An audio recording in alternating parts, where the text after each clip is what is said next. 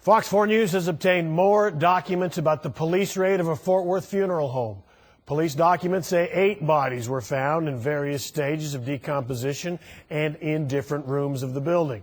The records say Rachel Johnson claims she was not aware of the decomposing bodies because she'd been absent from the business while on maternity leave. Johnson also said her husband, Andre, was not good at keeping up with paperwork to properly bury and cremate the bodies from the home. Both are facing 7 charges of abuse of a corpse. Fox 4's Dion Anglin spoke with a family today who discovered it had received the wrong ashes from that funeral home. Yes, Steve, the family of Miss Andrea Jones trusted the Johnsons to handle her remains, and tonight they say they know whose remains they have, but it's not their mother's. We loved our mother dearly. She was our jewel. She was our queen, and we want to bring her remains back home. And so Felicia Braxton can hardly keep from crying.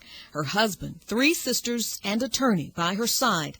The family's examining legal options, believing they are the latest impacted by the Fort Worth funeral home scandal that has led to 2 arrests.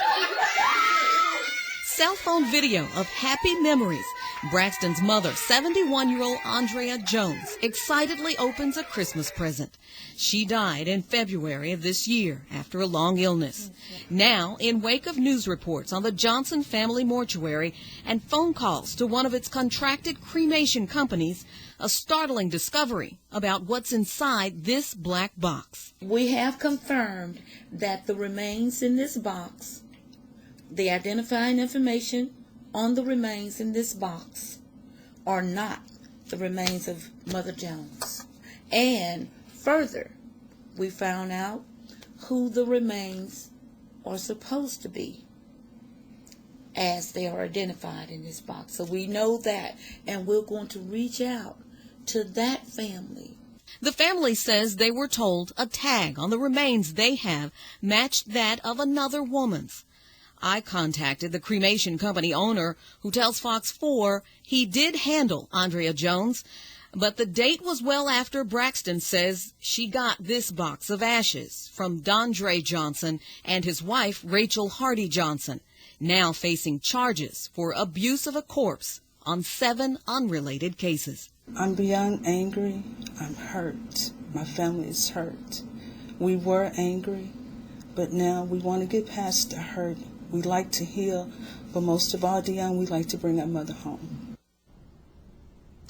And now the next step for this family is contacting the survivors of the person whose remains they believe they have, but their ultimate goal, as you heard there, is determining where their mother's ashes ended up. Steve? All right, Dion, you said you mentioned in your story you talked to the cremation company owner, and he says basically his timeline is off for how those ashes were delivered and when he processed. Does he have an idea what might have gone wrong, what happened?